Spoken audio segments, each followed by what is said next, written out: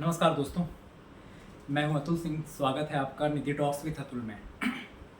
भारत की राजनीति और दुनिया की अर्थव्यवस्था दोनों ही आज संक्रमण यानी ट्रांजिशन के दौर से गुजर रहे हैं।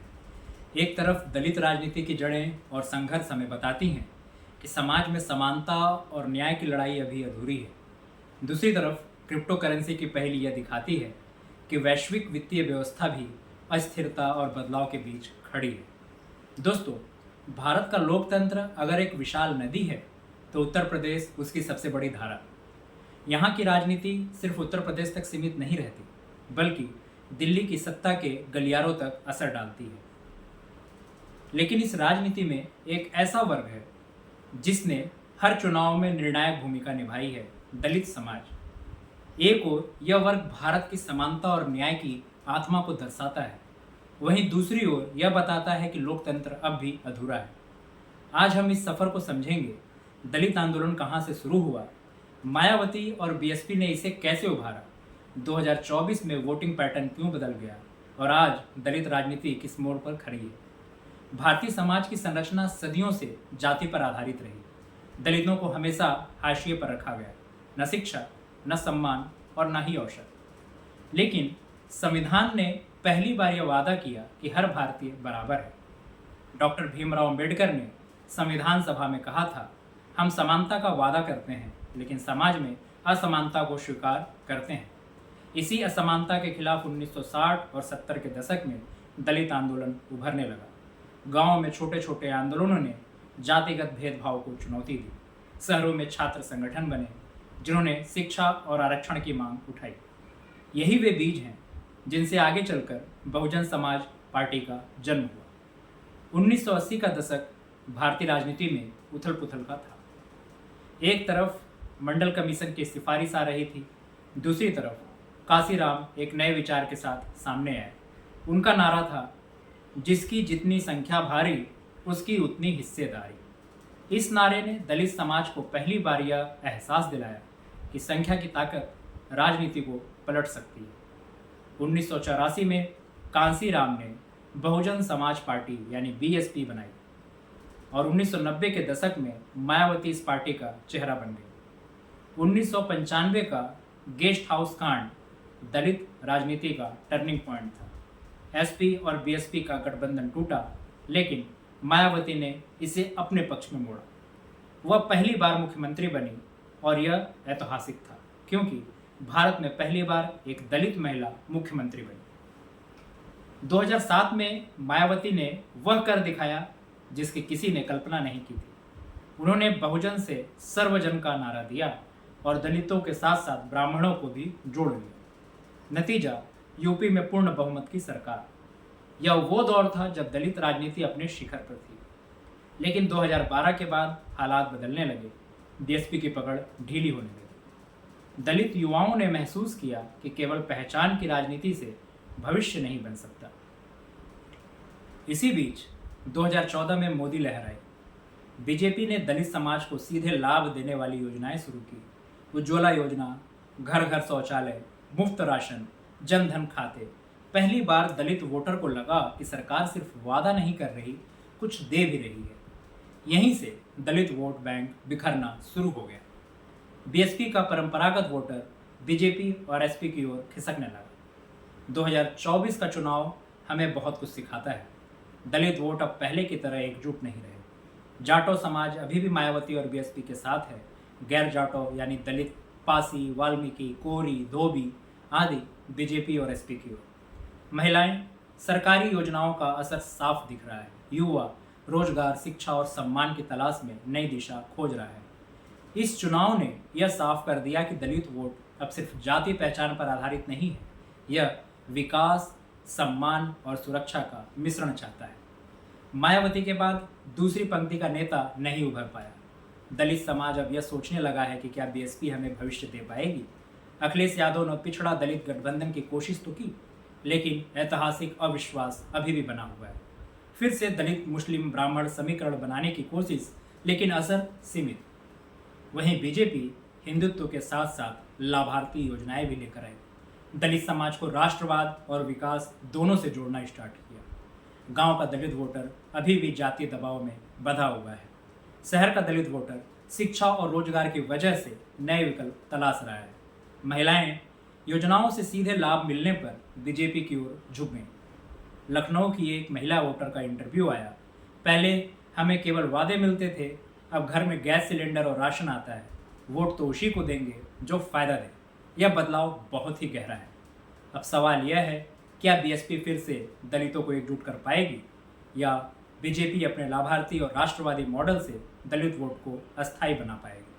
क्या एसपी और कांग्रेस दलित समाज का भरोसा जीत पाएंगे या फिर दलित राजनीति का बिखराव ही उसकी नियति बन जाएगा? दोस्तों, दलित राजनीति सिर्फ वोट बैंक नहीं है, यह भारत के लोकतंत्र का आईना है। 2024 में हमें यह दिखाया कि दलित वोटर अब जागरूक है। वह केवल जाति के नाम पर वोट नहीं देगा, उसे शिक्षा, नौकरी, सम्मान और सुरक्षा भी चाहिए। दलित राजनीति का अगला अध्याय शायद यही होगा, पहचान से प्रगति की ओर। यह वीडियो केवल शैक्षिक और जानकारी देने के उद्देश्य से बनाया गया है। इसका मकसद किसी भी राजनीतिक दल या व्यक्ति का प्रचार या विरोध करना नहीं है।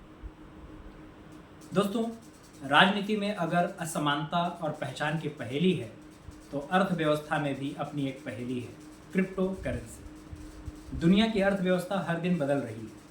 जहां कभी सोना और चांदी धन की पहचान हुआ करते थे, आज डिजिटल करेंसी यानी क्रिप्टो करेंसी चर्चा के कैद में है। सोचिए, एक वक्त था जब लोग कहते थे नगद ही असली राजा है। फिर आया बैंकिंग का जमाना। अब नया सवाल है, क्या बिटकॉइन और क्रिप्टो दुनिया के भविष्य का राजा बन पाएंगे? आज हम इसी पहेली को सुलझाने की कोशिश करेंगे। अमेरिका के नए कानून, बिटकॉइन की कीमतों का उतार चढ़ाव, जेपी मॉर्गन जैसे बैंकों की भूमिका और क्रिप्टो का राजनीतिक खेल। 2009 में जब पहली बार सतोशी नाकामोटो नाम के शख्स ने बिटकॉइन का कॉन्सेप्ट दिया तो बहुत लोगों ने इसे मजाक समझा। एक ऐसी करेंसी जिसे कोई सरकार जारी नहीं करती, कोई बैंक कंट्रोल नहीं करता और जो केवल कंप्यूटर एल्गोरिदम से निकलती है। बिटकॉइन का वादा था एक डिसेंट्रलाइज्ड करेंसी जो बिचौलियों के बिना काम करे और जिसे कोई सरकार छू भी ना सके। शुरुआत में इसे रग फाइनेंस यानी विद्रोही वित्त कहा गया, लेकिन धीरे धीरे जब इसकी कीमत बढ़ी तो दुनिया चौकन्नी हो गई। 2010 में बिटकॉइन की कीमत सिर्फ कुछ सेंट थी। 2021 आते आते यह $67,000 तक पहुंच गई और अगस्त 2025 में यह 1,25,000 तक चला गया। क्रिप्टो की सबसे बड़ी खुशी और सबसे बड़ा डर यही है, इसका उतार चढ़ाव। जनवरी 2021 से जून 2021 बिटकॉइन $19,000 से $63,000 तक चला गया, फिर गिरकर 29,000 पर आ गया। 2022 में $67,567 हुआ और $19,000 पर भी गिरा। यानी एक तरफ रातों रात अमीर बना सकता है और दूसरी तरफ सब कुछ मिटा भी सकता है। यही कारण है कि इसे डिजिटल गोल्ड भी कहा जाता है और डिजिटल गैम्बल भी। यह रोलर कोस्टर यात्रा लोगों के लिए आकर्षण भी है, डर भी है। पहले क्रिप्टो को मुख्य धारा की वित्तीय व्यवस्था से बाहर का खिलौना समझा जाता था, लेकिन अब जेपी मॉर्गन जैसे बैंक इसे अपनाने लगे तो खेल बदल गया। जैमी डिमन, जो कभी कहते थे मैं क्रिप्टो में ट्रेड करने वालों को बेवकूफ़ मानता हूँ, आज वही बैंक अपनी बैलेंस शीट में क्रिप्टो एसेट्स रख रहा है। यह एक बड़ा संकेत है। रग फाइनेंस और मेन स्ट्रीम फाइनेंस की सीमाएं अब धुंधली हो रही हैं। 2024 का अमेरिकी चुनाव, क्रिप्टो एक बड़ा मुद्दा बन गया। डोनाल्ड ट्रंप ने कहा मैं अमेरिका को बिटकॉइन सुपर पावर बनाऊंगा। उन्होंने नए कानून पास किए, रिटायरमेंट फंड्स में क्रिप्टो रखने की इजाज़त, एंटी CBDC एक्ट ताकि फेडरल रिजर्व अपनी डिजिटल करेंसी लॉन्च न कर सके, और क्लैरिटी एक्ट ताकि सेक और कमोडिटी कमीशन की सीमाएं तय हो जाए। नतीजा यह हुआ कि बड़े बड़े निवेशकों और कंपनियों ने क्रिप्टो में अरबों डॉलर डालने शुरू कर दिए। लेकिन आलोचकों का कहना है यह सब ट्रंप फैमिली ने अपने बिजनेस इंटरेस्ट से जुड़ा है। उनका परिवार भी वर्ल्ड लिबर्टी फाइनेंशियल नाम की क्रिप्टो कंपनी में शामिल है। क्रिप्टो ने दुनिया भर में बहस तो छेड़ दी है। यूरोप इसे काबू करने की कोशिश कर रहा है। चीन ने बिटकॉइन माइनिंग पर बैन लगाया है। भारत में RBI और सरकार अभी तक स्पष्ट रूप नहीं अपना पाई। लेकिन सच्चाई यह है कि ब्लॉकचेन टेक्नोलॉजी अब banking, supply chain, health care, यहाँ तक कि वोटिंग सिस्टम में भी इस्तेमाल हो रही है। यानी भले ही करेंसी पर सवाल हो, पर इसकी टेक्नोलॉजी भविष्य है। हैकिंग और वॉलेट चोरी की घटनाएं आम हैं। कीमतें अचानक दोगुनी या आधी हो जाती हैं। कोई तय नियम नहीं है। हर देश अपनी अपनी नीतियां बना रहा है। असली निवेशक कम, त्वरित मुनाफा चाहने वाले ज़्यादा हैं। यही वजह है कि इसे पजल कहा जा रहा है। न पूरी तरह भरोसेमंद, न पूरी तरह फेड।